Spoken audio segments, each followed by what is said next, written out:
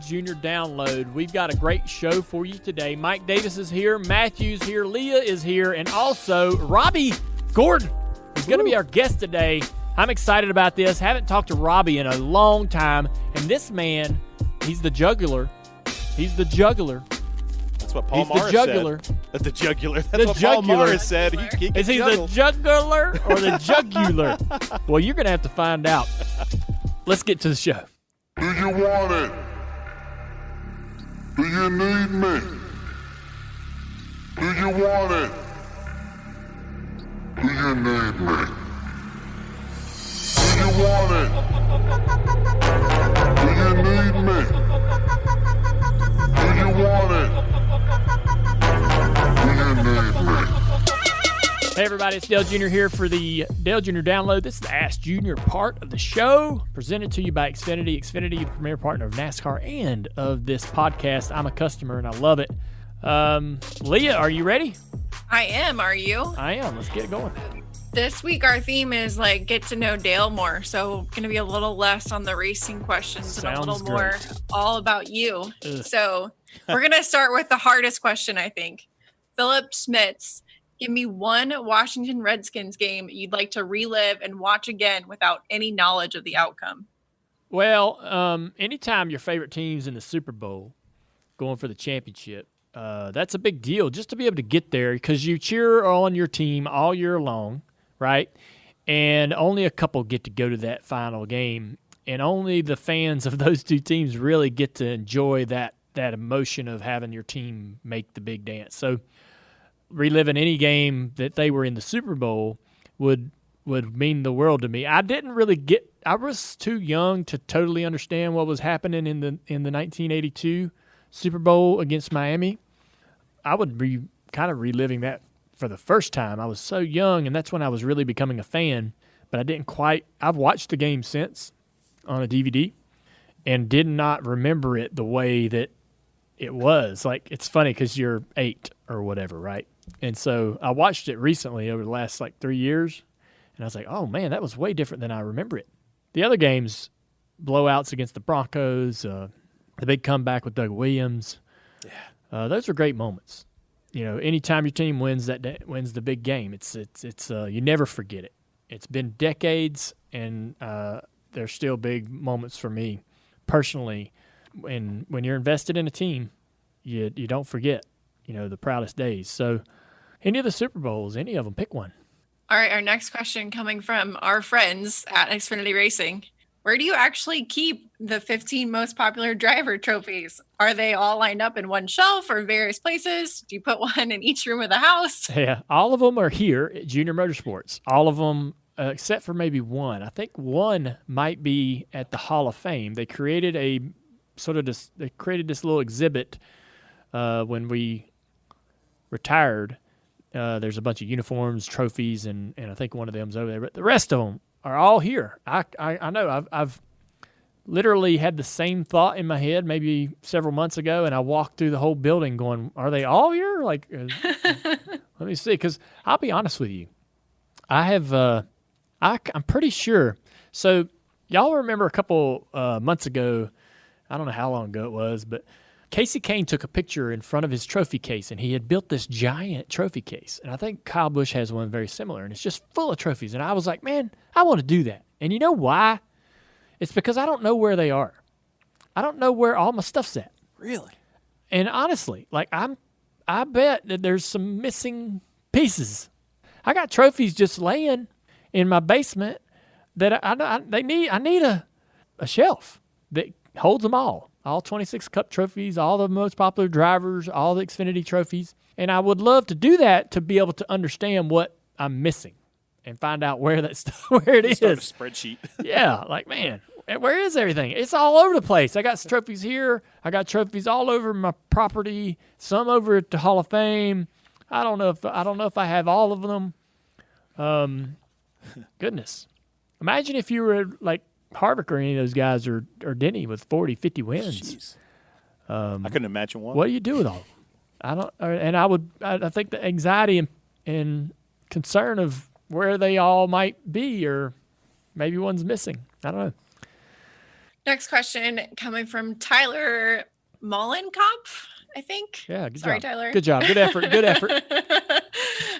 What is his go-to cocktail so I can make everyone juniors at our camp? So my go-to cocktail. So this is how you do it. You get a what is the styrofoam cup? 12 ounce Yeah. or 16? I'd say Probably 16. What's a sun drop can? 12. Okay, so I think take a 16 or 14 ounce. It's gotta The be Devil more. Rays Take are like a coming off a 16 win on ounce their previous game. styrofoam cup. Hi again, everybody, Right. and The welcome solo to cup's EA not gonna be big Sports enough. MVP Baseball. Pour I'm the Glenn whole Kuiper sun along drop with in. Mike Krukow. And then you take a little And now airplane here's bottle today's Jim starting Beam pitcher, and Scott pour that in. Casimir. Go get the airplane bottle size Jim Beam. That way you don't Welcome have to to do an any American measuring. League game that One features airplane the bottle Boston Jim Red Beam, Sox one and the can Tampa Bay Devil of Rays. sun drop. That's my Jimmy drop. Here's the game's first batter, Johnny Damon. I mean, I drink beer exclusively, but if I'm gonna ever have liquor, that's pretty much it. I don't drink anything else. I don't have another. Well, I do like a margarita with salt. I do like that, but I can't drink many of those, buddy. I drink one, maybe two, and that's it. Got to We're go back to underway the with beer. that pitch. It's a slippery slope. Okay, John wants to know if you would rather have an average Casimir steak falls or an behind 2-0. unbelievable cheeseburger. Unbelievable cheeseburger. Yeah. Yeah. Misses outside. God, this guy's more than capable of going the distance. Every time he Unplug gets on what the mound. steak and cheeseburger and plug anything in. You're going with the Casimir unbelievable, issues right? the walk. When it comes to food, you're never going to take the average, would you? Up next, Average. Mike Lowell. Ice cream or Makes a pickoff unbelievable throw to first. asparagus. You might take the ice cream. Yeah. Or I'd take bacon. the ice And any cream. bacon. You kind of got to make the average really a good There's thing, strike one. something that's good even when it's average, and take the unbelievable and make it like some bad Brussels sprouts. or something average like that, right? bacon. Average bacon Slider on the versus a inside corner filet at the mignon. knees for a Or strike. a ribeye. What? Average Where bacon. are you going? A three-pitch Average bacon. strikeout. No, you're tripping this all up. Pitches, 3 strike, big Average easy, that part. bacon, Stepping in, unbelievable Miguel Brussels Cabrera. sprouts. Which one? So now you got a little thought He in hits the bacon. target I'm taking for a Brussels strike. sprouts. I might too. Oh. I might too. Yeah, if they're kind of I love if they're kind of Brussels sprouts. My 0-2 favorite. the if they're kind of candied a little bit, Yep. you know, Bacon and whiskey in your Brussels sprouts. What? Yeah.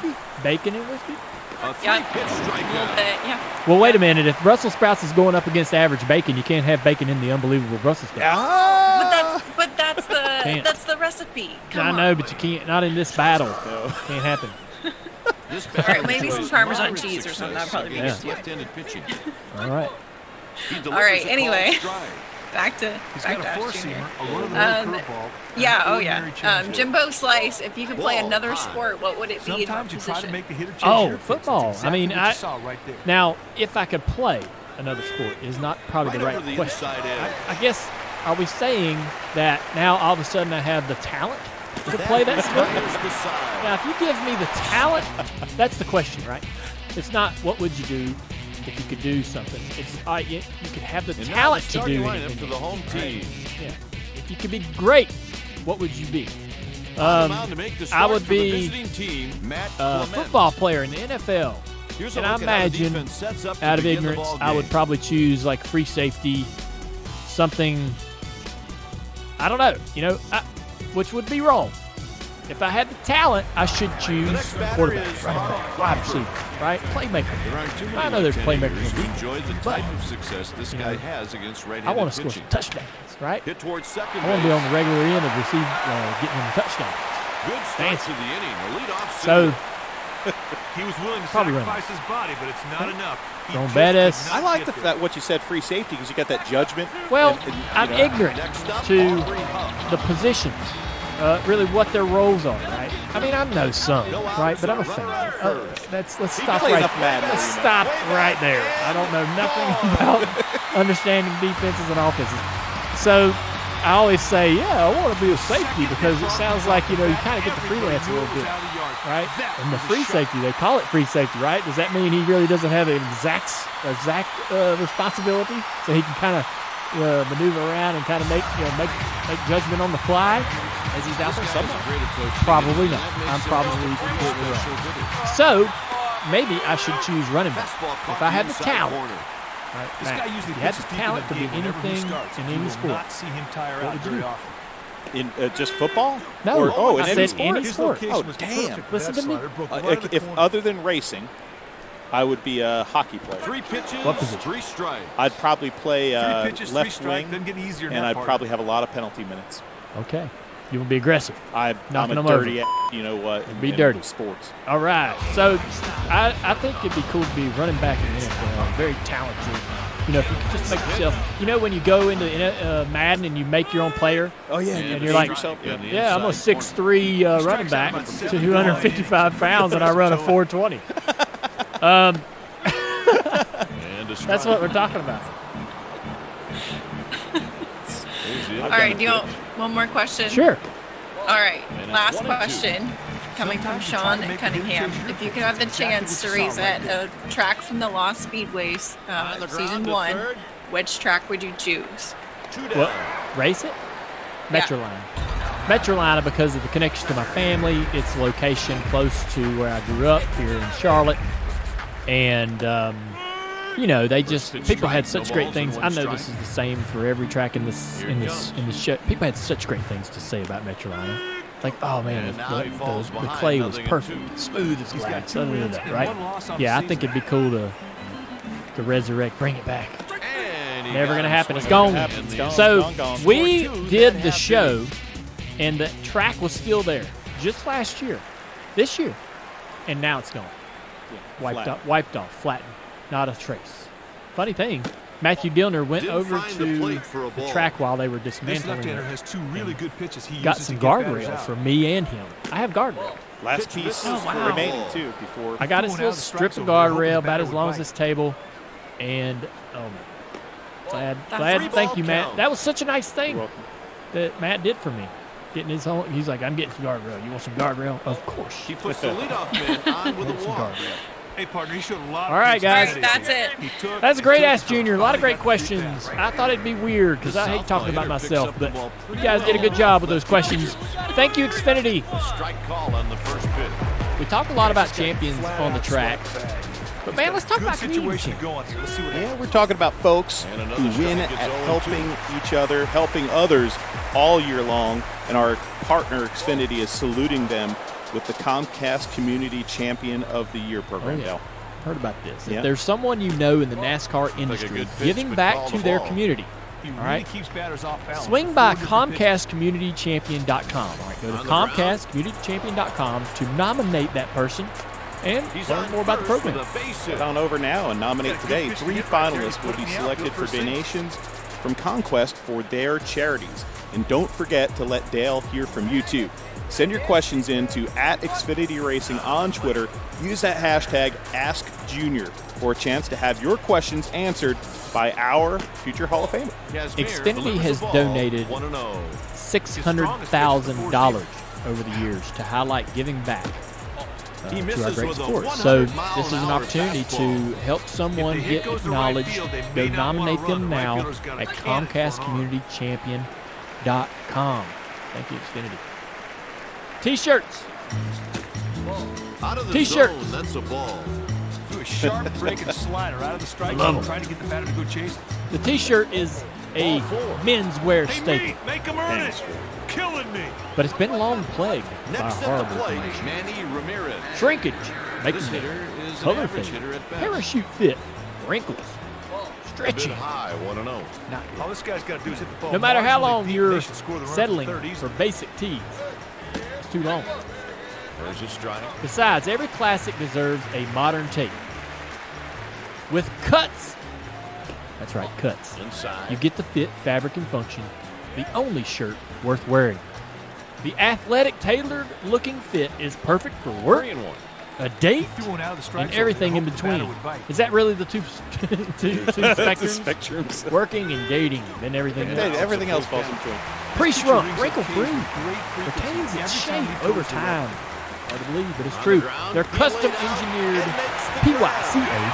He's Pika. out. It's my favorite. Fielder's Their choice. custom engineered Pika Pro fabric can only be described as buttery soft, like Up those next, David Ortiz. Quincy yeast rolls. Quincy yeast.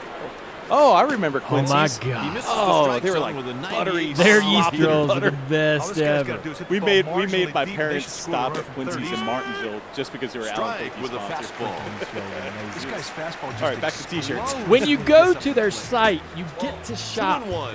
by specific cut. All right, choose your collar, crew, V-neck. I ain't doing it. Henley, what's the Hitters Henley? count The Henley. 3-1. Yeah. The Sometimes you try Henley to is make a hitter a change different your type pitch. of neck. That's exactly what you I don't said. know. I think it's what I have Oh, it's the little button thing. 3-2 Like count. three Oh. buttons. Yeah. I don't do the V-neck, and I don't do the I Henley. thought of Don Henley. I'm choosing the Hammered crew. it for a strike. Then you get to choose your Oh, it's too cut. bad he walks this guy. He just Listen to lets him these. get away. Elongated. Stepping in, Split Johnny him. Damon. Or the classic curve him. Pitch.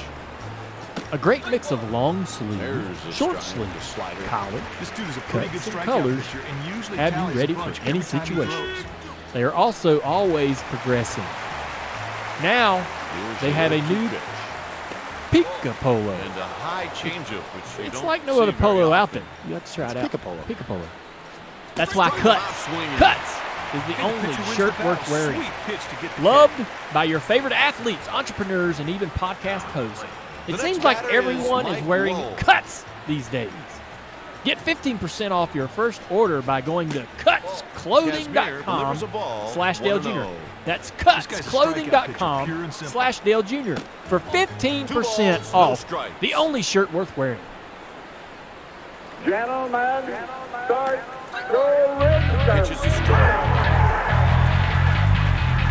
He delivers. Second win of the season for Robbie Gordon, the Road King. Today at Watkins Glen, he wins the Sirius Satellite Radio at the Glen. The shreds on the left side, and Robbie Gordon is totally frustrated. You can hear the car missing. That's because he's got the floorboard, he's got the gas pedal down to the floorboard, and the button keeping him from over-revving. There's a strike with the changeup.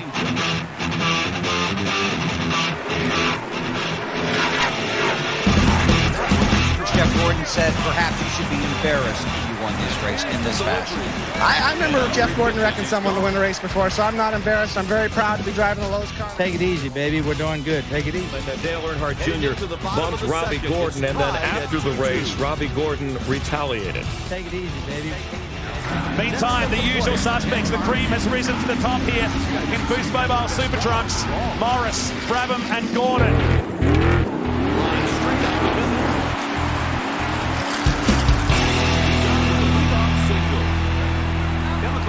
All right, everybody.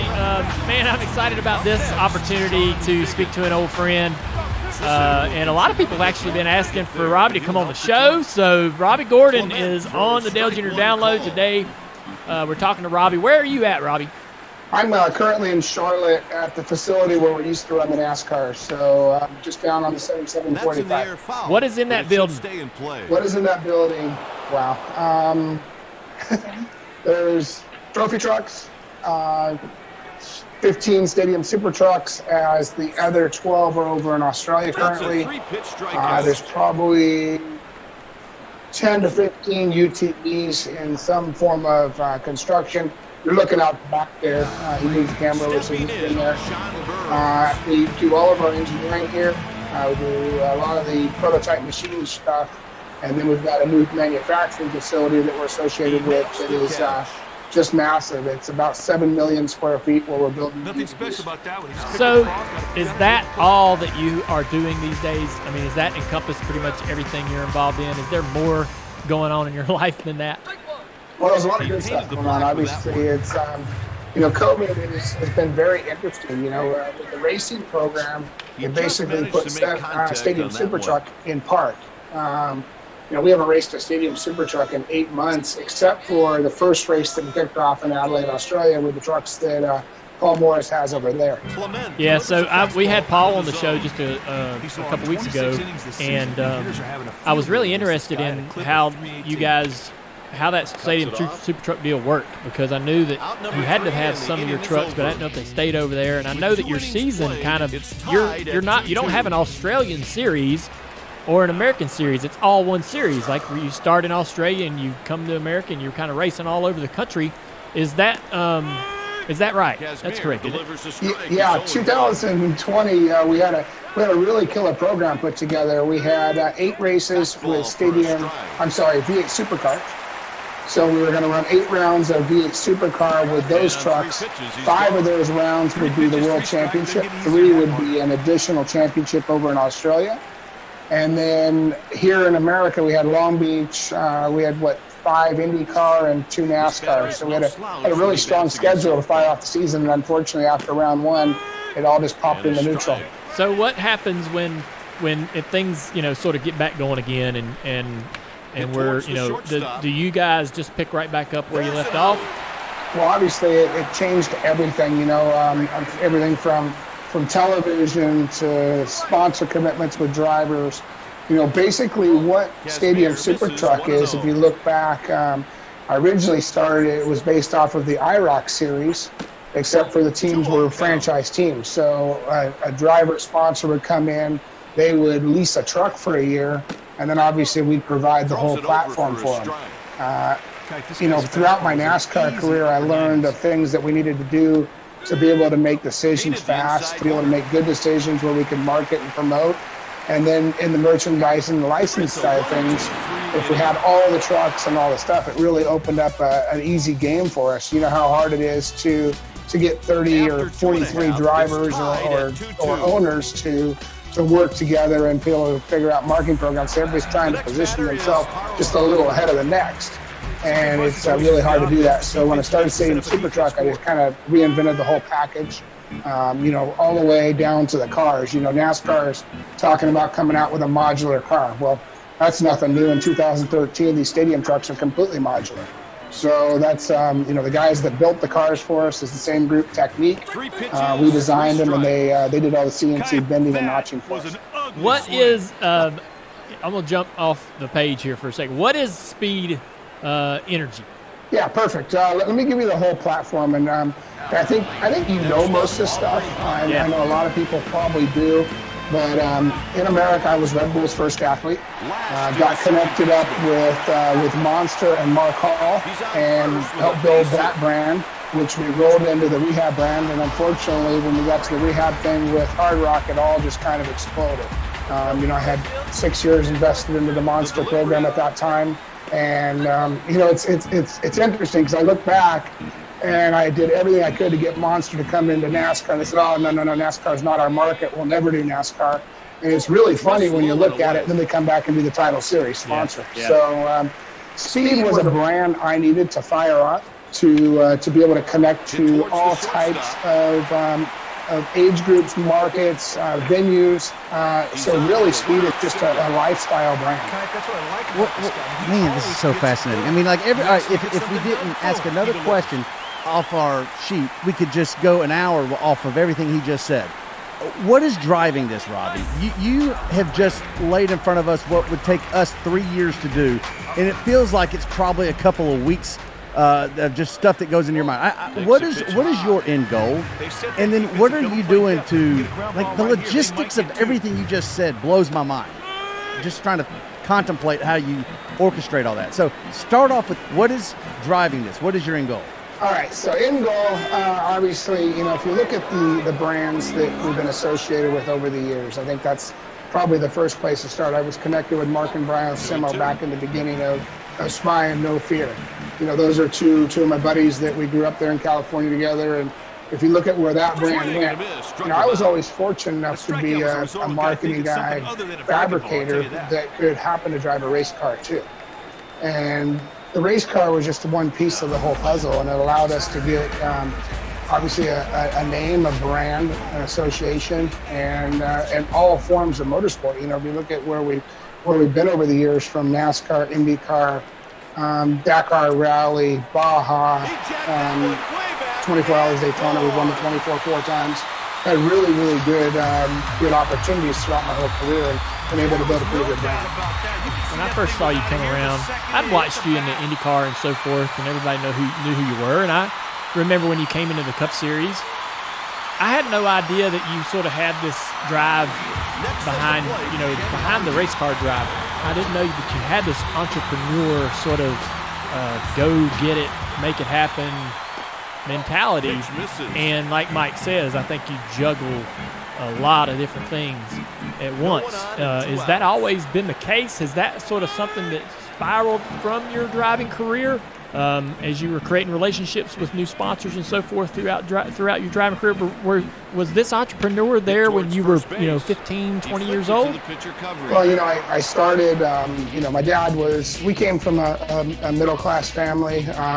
My dad worked every day of his life all the way to the end. Your father was the one that actually convinced me to come NASCAR racing, just so you know. Between Felix Sabatis and your father, after finishing second IROC 2 years in a row to Mark Martin and having some great battles with your dad, he's like, you need to come NASCAR racing. And so where did that conversation I blame your dad for some of this. Where did that conversation take place? Well, multiple times, obviously, over the phone, but after it really started after the IROC race at Daytona when I pushed your dad to the win. We had a great battle there, and I don't think anybody expected an IndyCar driver to come in and be competitive with the NASCAR guys, but over all the years of it, I think there was just two of us that were able to come and really run at the front of the field and contend for wins. I finished second in the championship both years, unfortunately, to Mark Martin. He won them those years. But we had fun. It was good. And I learned the draft right away, and we caught on and had some great battles. That's the IROC thing is really what's brought me back to Stadium Super Trucks. When all the trucks are the same and everybody compete, it really comes into a driver game instead of an engineering car game. And the good drivers normally pop up, and when you see situations like this, and if you look at my little buddy Sheldon Creed, who's been my protege for the last, let's go back 7-8 years.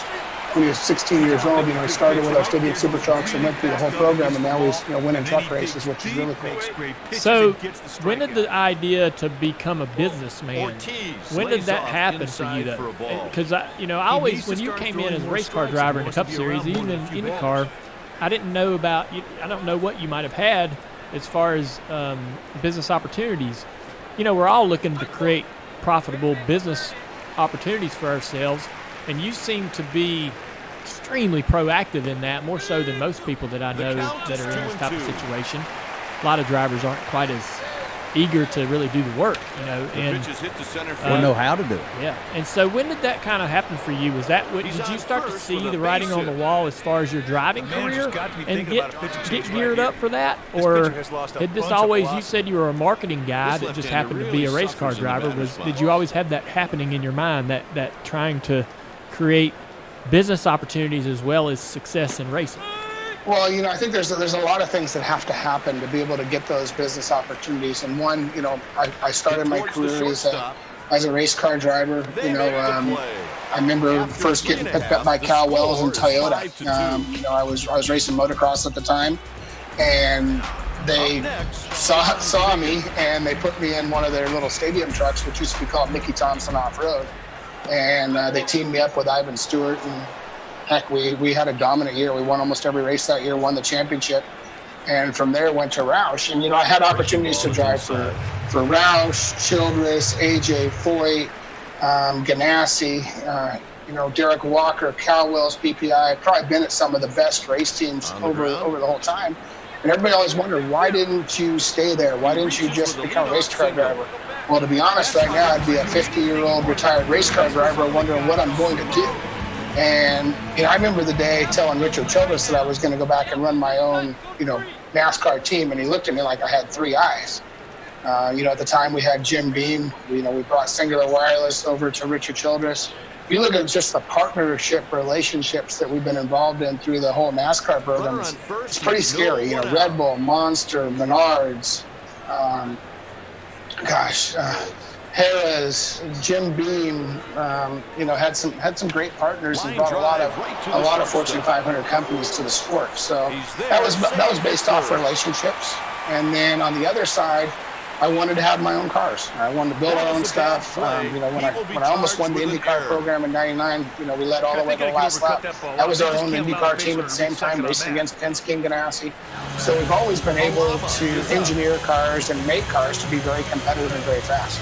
Hey, Robbie, if Dale Earnhardt had never had that conversation with you after the IROC race, was the business opportunities, and I know we don't want to make this all about business, but I'm saying is the opportunity, we'll forget the business, the opportunities in NASCAR, would you have ended up in NASCAR anyway just on that premise? Well, at that time, there was a couple things going on in the IndyCar series. That's when the CART and the IRL split. Right. And at that time, I had a Toyota IndyCar program, and I was teamed up with John Menard on the IRL side. So we ran both of those. We ran Indy 500. We did Phoenix and a few IRL races, getting prepped for the Indy 500 that year, as well as an IndyCar program with Toyota. So I'll give you my 99 story, and it's quite interesting when you think about it, but everything happened around the same time. The IROC stuff was going on. I went and drove for Felix in 97.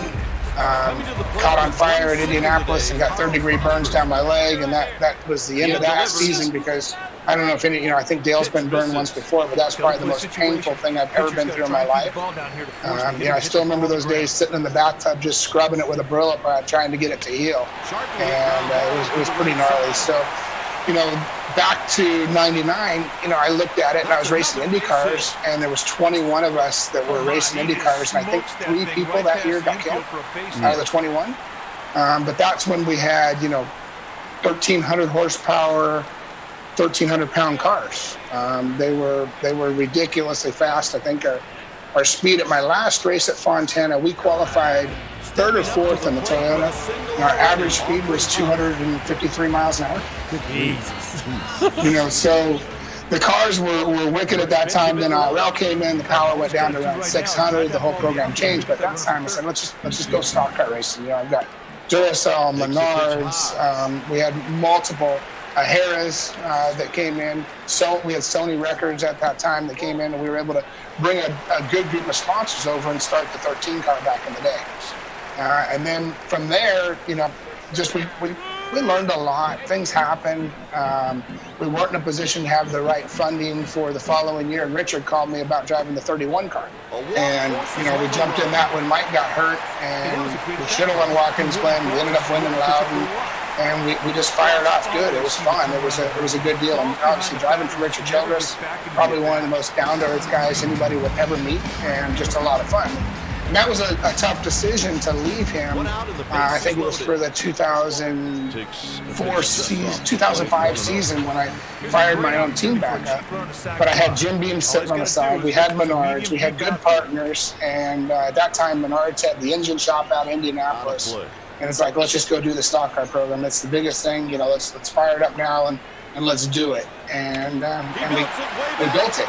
Obviously, I had some good guys around. Had Greg Irwin around. Had Chris Andrews. Had John Story was working over here at that time. I thought that he had everything going on because we had so many sponsorships and so many partners going on.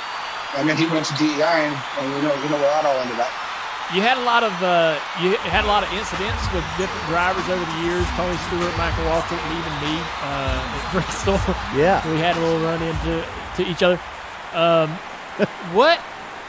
So I guess what is it in your personality, or what is it in your driving style that you think found you in that position from time to time? And you definitely have a driving style. And you make decisions on the racetrack, to me, that you kind of just like, hey man, how do I say this? For example, well, I can say it for you. I'll make it real easy. I'm very competitive. I'm very passionate. I hate to lose. And if you do me wrong, my dad always taught me, don't get even, get ahead. Yeah. So, I would say that would be pretty good. Did that explained it? What happened with you and him at Bristol? Do you remember this, Robbie?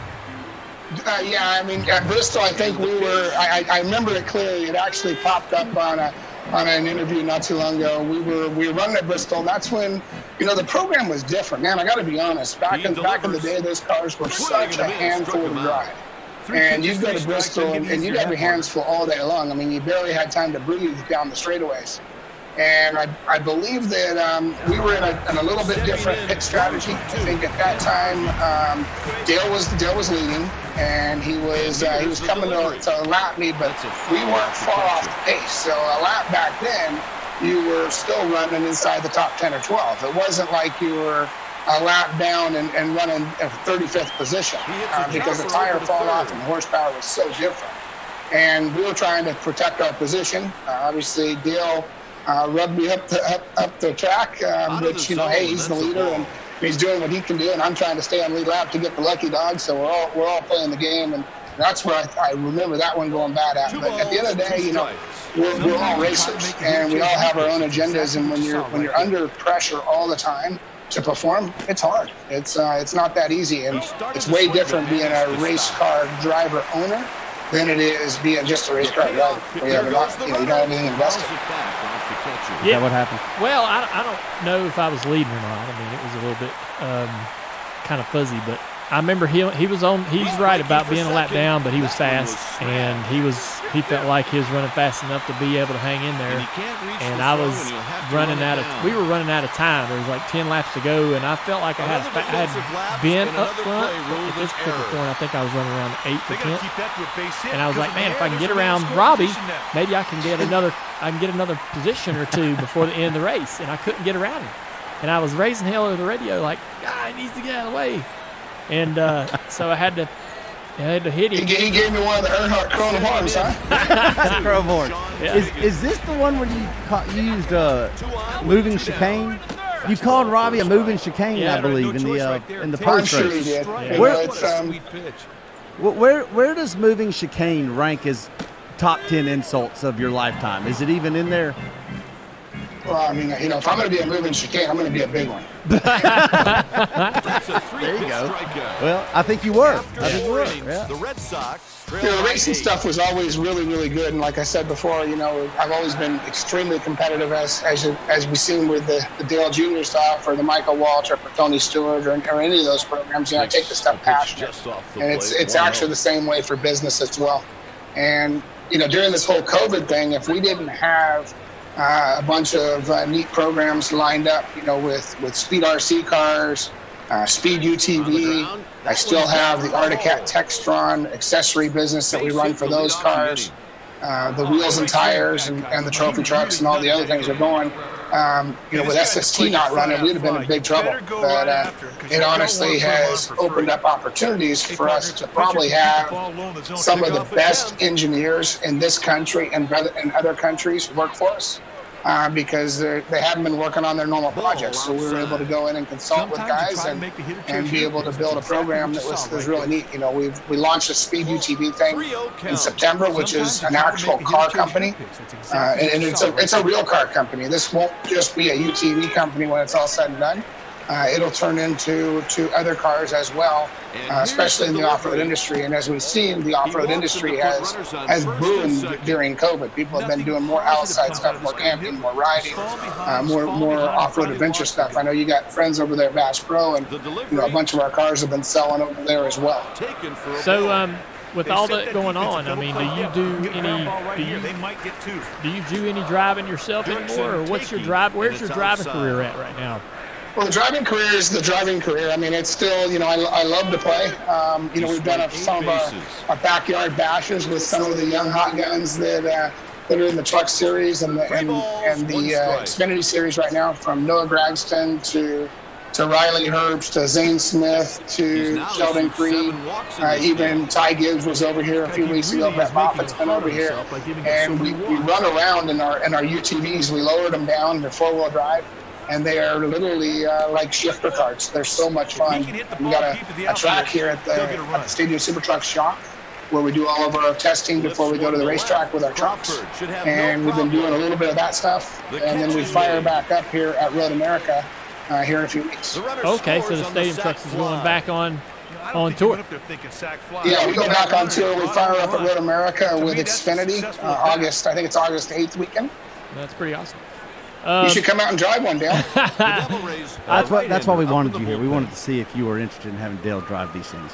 I think it would be awesome to have Dale drive it. I saw Tony's going to start his series. Maybe Tony comes, drives mine. I go drive his. What did you think about that? We could have a little bit of fun. Yeah, what did you think about Tony's announcement in that series? I think it's cool. It's going to be interesting to see what it is. I'm sure with what they're doing will be interesting. I'm sure they're going to take the aerodynamics away from it. They're going to get the cars back off the ground. There's things that we could do to make the NASCAR program really exciting, really quick. It wouldn't be hard to get that series very racy and very competitive. Yeah. What would be those things? I mean, what would be some of the ideas that you'd throw in there? I can't give you all my secrets. Oh, come on. Yeah, you can. It's too bad he walks his Yeah, I mean, but no, I think we're all intrigued. In fact, we've been bringing up IROC a bunch in the show. We were talking about when we were trying to draw similarities with the Tony's announcement. Now you're talking about a lot of inspiration that you drew from IROC. I mean, is there common denominators there in what Tony's doing with what you're doing? Well, I think there's definitely common denominators. Like I said, in 2013 when I fired the series, we're doing a lot of things that a lot of motorsports are doing today. Modular chassis, just competitive racing. Bringing the cost down and putting really the control in the driver's hands, and that's something that we've been focusing on for a long time, as well as competitive races. And I look at this market, and everybody kind of will scratch their head at this one. But when I raced NASCAR, and that series can grow to what it's grown to. Obviously, the racing's big, but the car market is smaller than the truck market.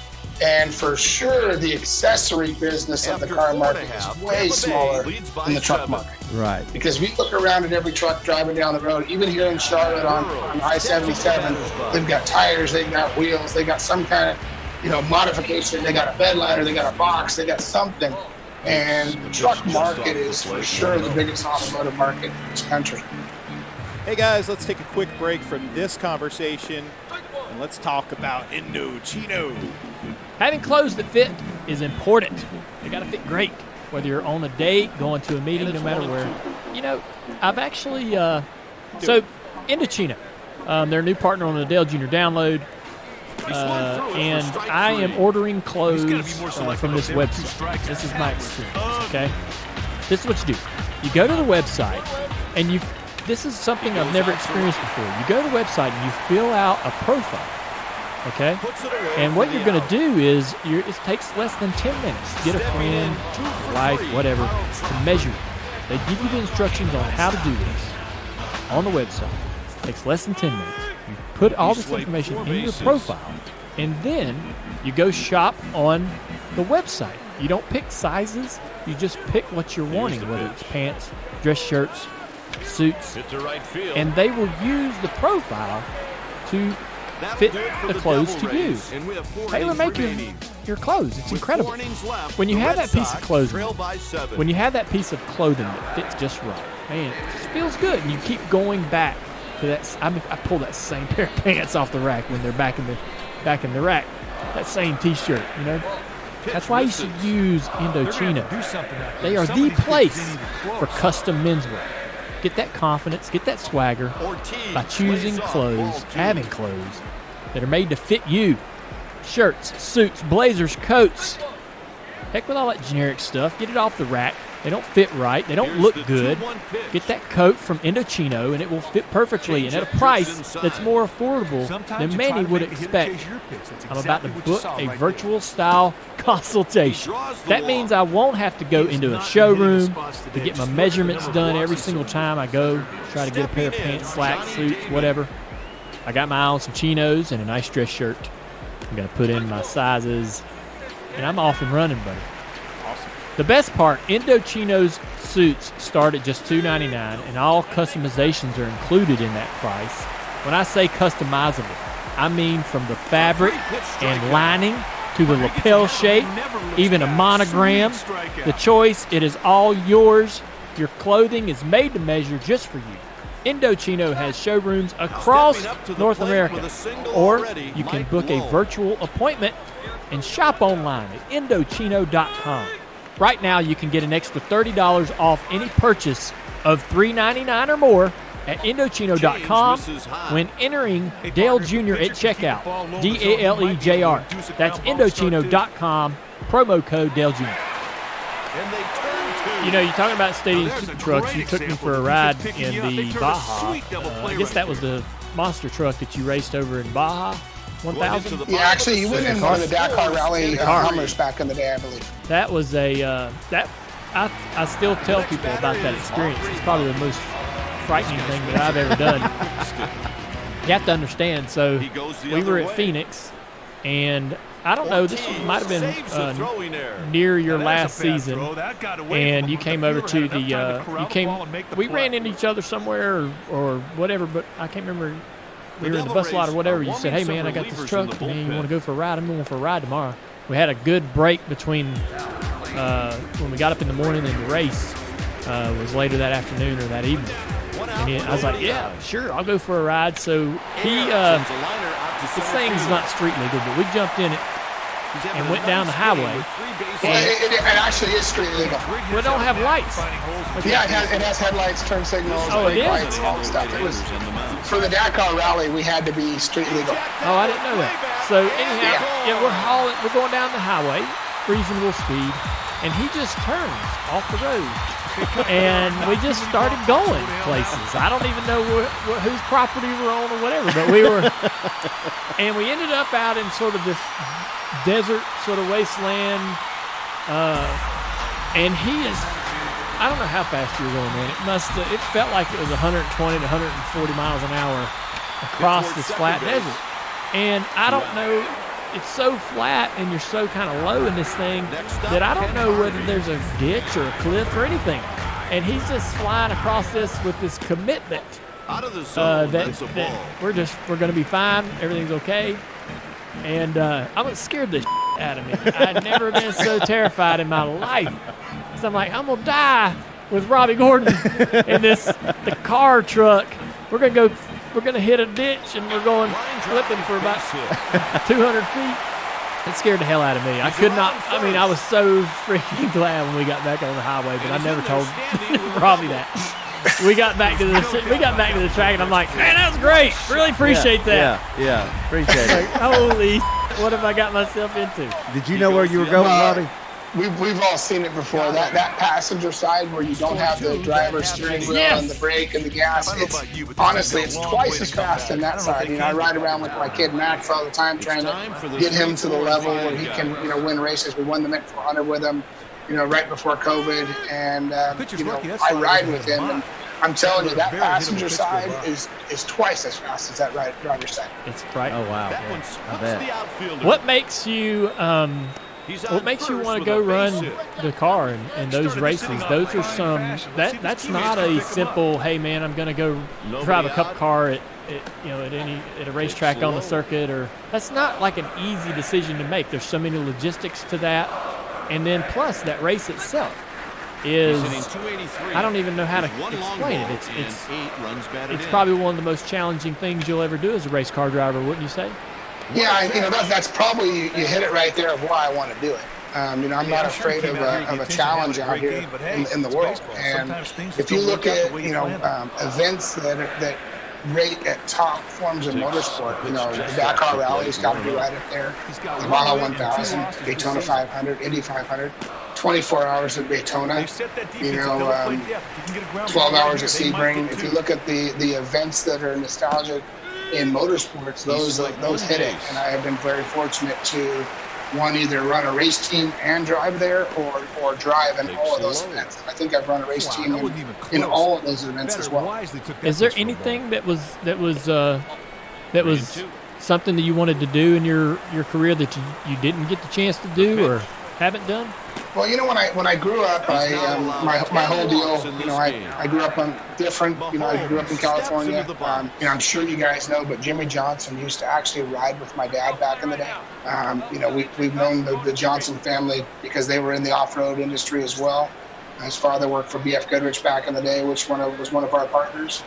And it's been really cool to watch this kid's career, Jimmy's career, expand to what it's expanded to. And my career, I always wanted to go IndyCar because I followed Rick Mears, and And then at the same time, I wanted to eventually go to Formula One, but I was obviously always too heavy for Formula One. You know, on a good day, I could probably get down to 185 pounds. You know, Paul Tracy and myself, we both struggled with that same problem because we were bigger guys racing in the IndyCar series as far as wider scout bodies, and it was a bit of a disadvantage for us because at that time, obviously, driver and weight was not the same. It was there was a car that weighed a minimum weight, and whatever the driver weighed was an advantage to be lighter at that time of day. So you talked about your son and sort of grooming him and racing with him. What's the approach there as a dad? Your career was anything and everything, whatever opportunity was available, and if you wanted to do it, you did it. How do you approach as a father trying to groom, a son who's interested in the same thing? Yeah, I know we've had a lot of fun with Max. He's been driving since before he could ride a bicycle. The kid has been doing this his whole life, and he's extremely fast. And he's if you ask Noah or Sheldon or any of those guys, he's just as passionate as I was about performing. And the other night, he felt Sheldon did him dirty, and he eliminated Noah, Riley, Ty, pretty much all the kids in the races. We had a ladder system, and he qualified second to Sheldon. He said Sheldon cheated in the final. Man, he didn't talk to Sheldon for like 5 days. Oh wow! And we could never see it back in the back, but I guess Sheldon did a really bitchin' slide job grass line on him, and he was not happy about it. So what's his interest? What's his racing interest? Does he talk about NASCAR? Does he talk about IndyCar? Is it trucks, stadium trucks? Well, I think his interest will first be a lot based on where our business interest goes here in the near future. Right now, it's UTV, and I know a lot of you guys are going to say UTV. What's that? And why UTV? Well, I'll give you an example of why UTV.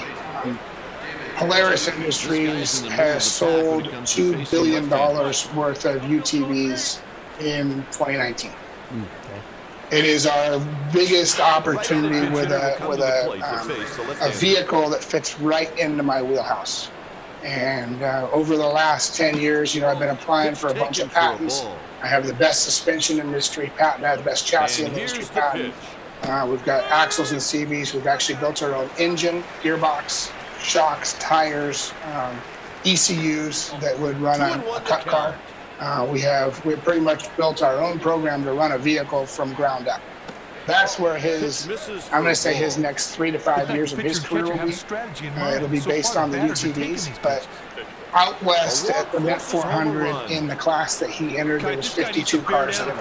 In the Pro UTV Turbo class, which we're now building with our own car, they had about 90 of these cars in it.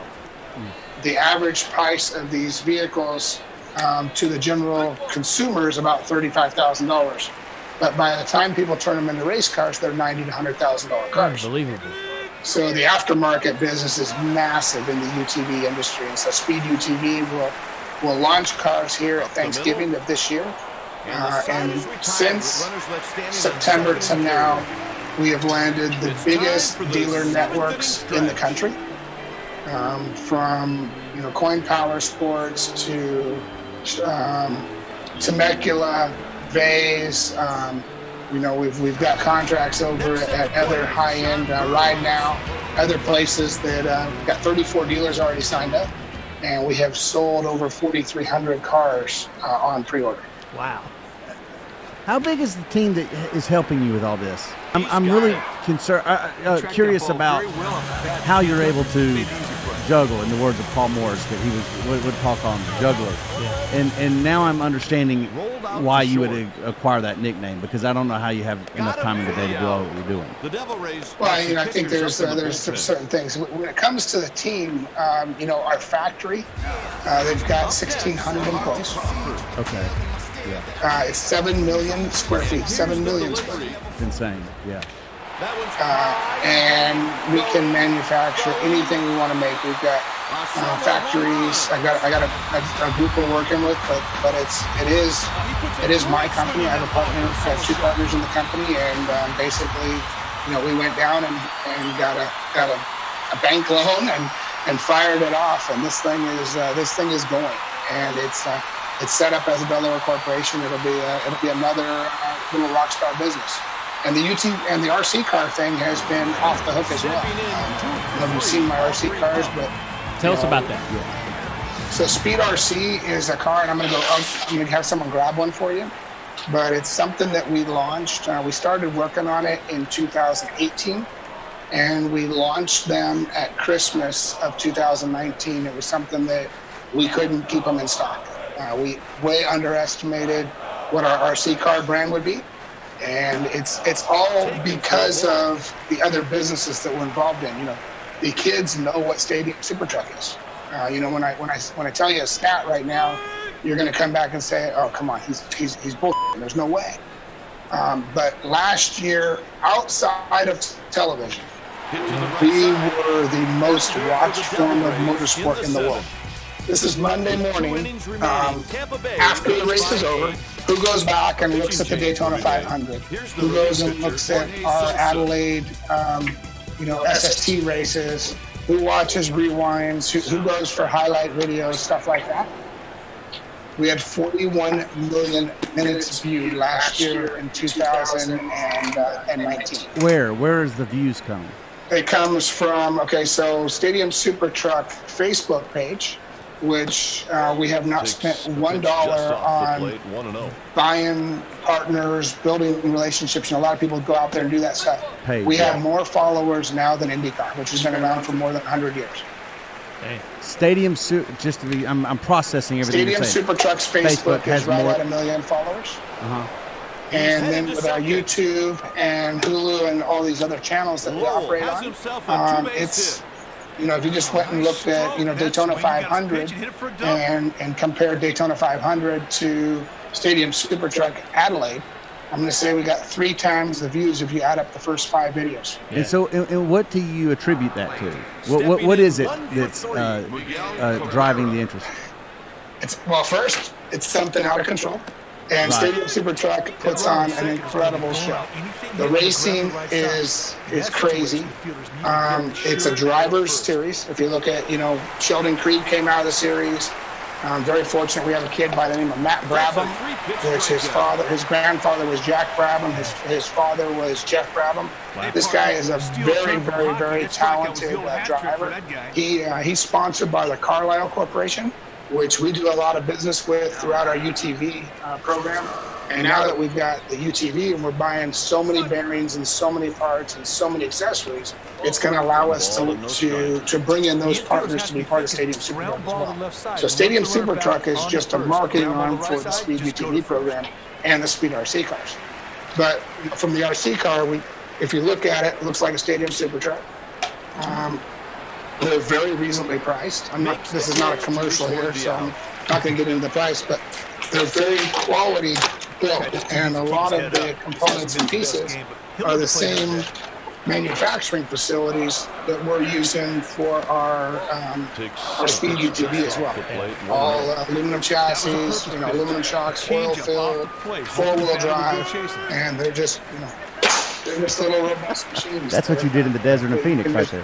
Have a great time with, and COVID's been really friendly to the RC car because there's been numerous families that come in and buy boxes of them. Okay, we're going to build a track in our backyard. And as we've seen with the home improvement industry, and I talked to John Menard probably once a week, and his business is booming because people are investing in their properties, their houses, their lawn equipment, stuff like that. It's been really, really good. How important is the Australia part, or the Australia leg, to the Stadium Super Truck business? Well, I think the Australia, I'll tell you why the Australia thing is so good for us, is the V8 supercar television guys are probably some of the best in the business I've ever seen.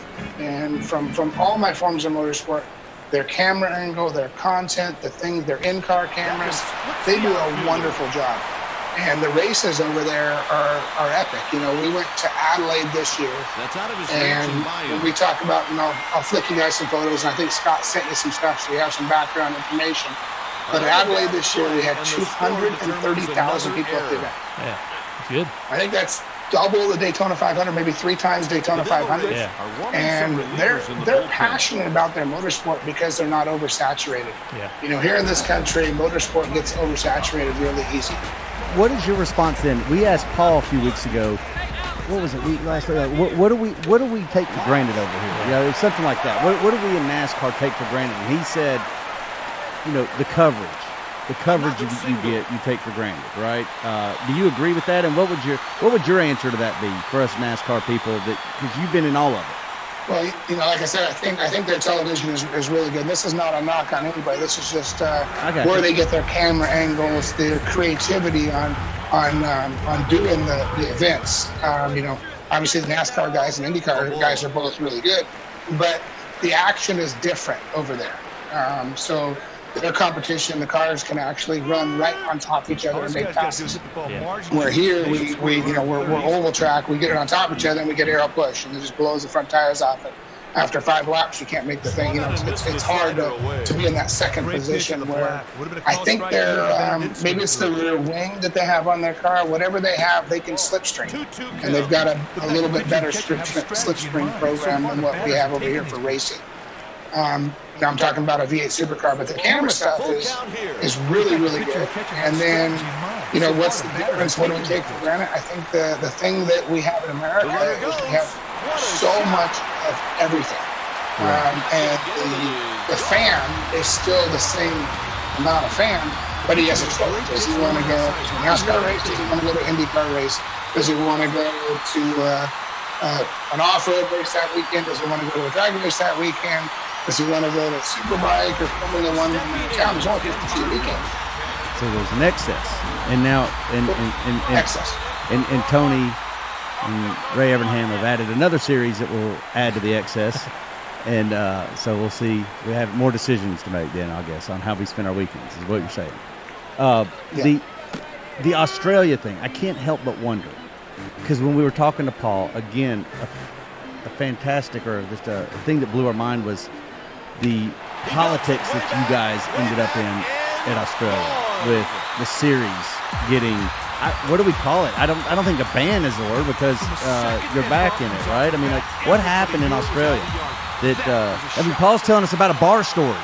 Yeah, no, let me tell you what happened in Australia. There's more to this. There's more to this story. Okay, let's hear it. All right. And this is my opinion of what happened in Australia. But the bar story is, yes, 100%. And it wasn't, I want to say the right thing. It wasn't, I don't want to take the bar story turn into a complete wild shenanigans at a bar. As it was a small group of us. There was probably 30 there. The owner invited us from the track. Hey, you know, come on over. I'll buy you guys dinner. I'm like, all right, cool. And he's like, you know, just will you throw a tag out and tell people, you know, that your guys are going to be there. So I did more than that, threw a normal Instagram post out, as well as said, hey, I'll load up an SST and I'll bring it there. So they brought it on a rollback, and obviously, the more people showed up, which was a good thing. That's the whole idea. And at the end, everybody wanted to hear the track. They had security guards that were there. And when we went to go load it onto the trailer, obviously I jumped in the thing. It was a Matt Brabham truck, and I jump in it, and you know, the security guards, one goes on one side of the street, one goes on the other, blocks traffic.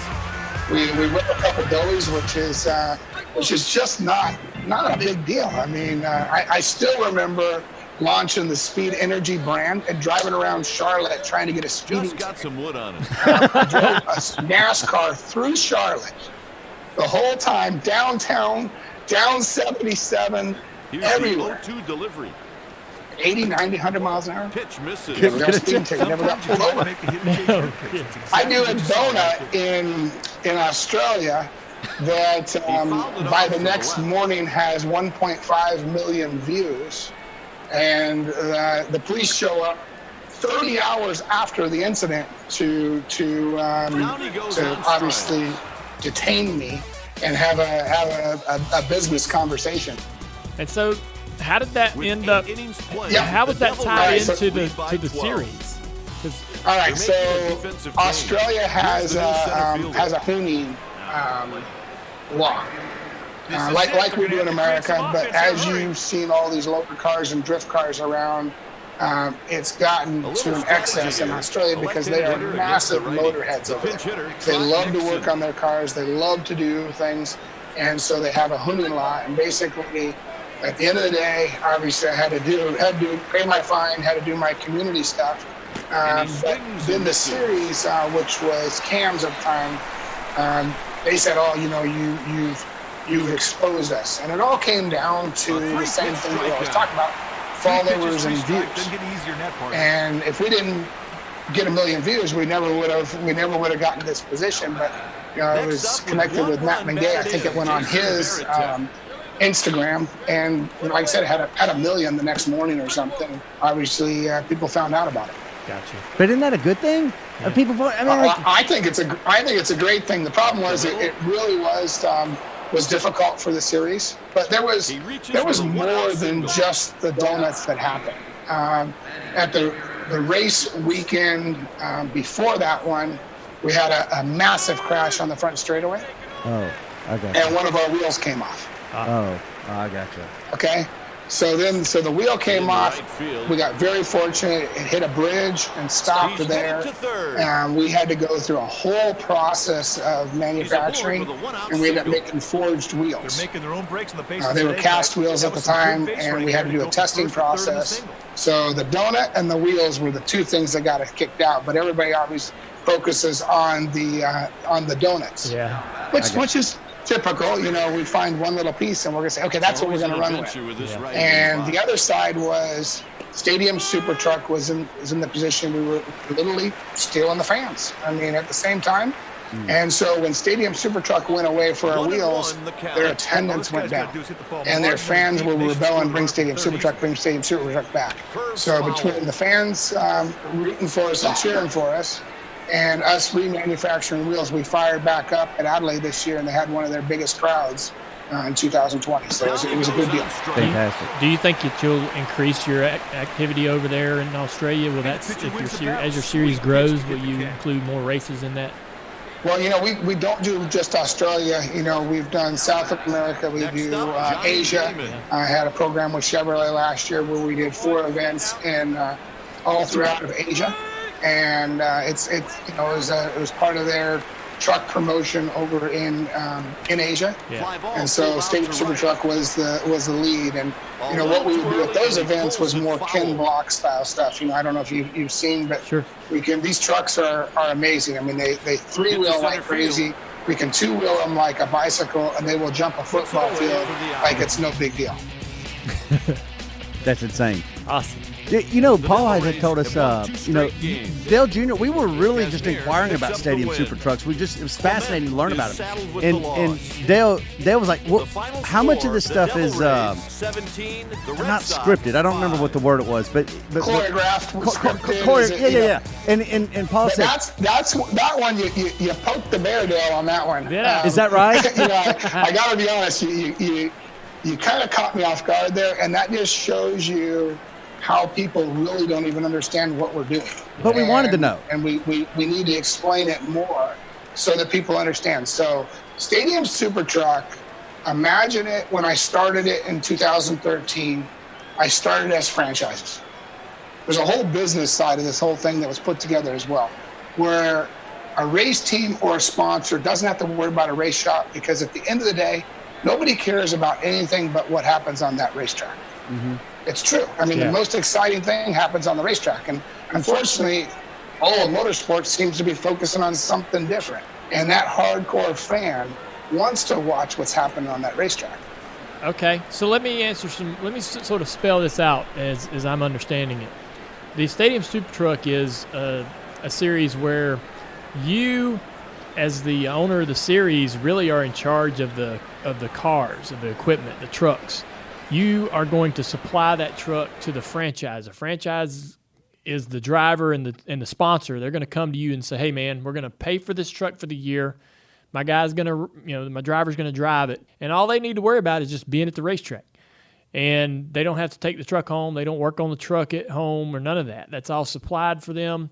How do you, which is a great model. How do you handle the competitiveness of the drivers and their desire to have an at least equal truck, or how do you handle that? Because people want to make their trucks better, or people say their truck might not be good as the next truck. How do you handle that disagreement? I love that. So, you hit it spot on. And, we have done this, and if you ever get a chance to talk to Sheldon one of these times, we have pulled the body off of his truck numerous times. And when I mean pulled the body off, the body can come on and off these trucks in about 2 minutes. Literally, switch them. Okay. If you think your truck's bad, no problem. We'll switch trucks. Wow. This is a driver's game. It is not a truck game. It's not an engineering game. Yeah. It is a performance of who is the best talented athlete out there. And the reason why I was wondering if any of it was scripted or choreographed was because of the startup cost for something like that must be pretty tremendous. And I was just wondering if there was any sort of, maybe it's not scripted as far as who wins, who runs second, third, and fourth, but there may be a mention beforehand of, hey, let's not destroy anything today because we're trying to get this thing off the ground. But that's obviously not the case. Well, I'm glad you said that. That is part of the thing that we've been going back and forth for a long time. And since I started the series, there is no crash damage charges. What? So the cost is the cost. So what? No crash damage. All right. So what do you do with a guy that tears up a couple trucks? What's your conversation with him? We have conversations, but normally, now on the other side, I don't manage the competition side of the race itself. Yeah. I hire USAC to do that for me. Oh. And that way it takes me out of it. I supply the vehicles, the trucks, the in-car cameras, the technicians, all the stuff, including the decals, the bodywork, everything else. And I literally hand that off to Jason Smith over at USAC, and he worries about the competition side of it, which removes us from that. Wow. And then in Australia, we hand it over to CAMS. So Jason Smith from America, USAC, goes over and works with CAMS, but the CAMS rules makers, the guys up in the booth that call the race, they make the decisions of what is a go, no go, stuff like that. And I'll give you a perfect example is, I don't know if you watched the IndyCar race at Road America this weekend. It was a really decent race at the end, was good. But one of the rules we have, and I know Paul talked about it, is we have a no passing till turn one. Right.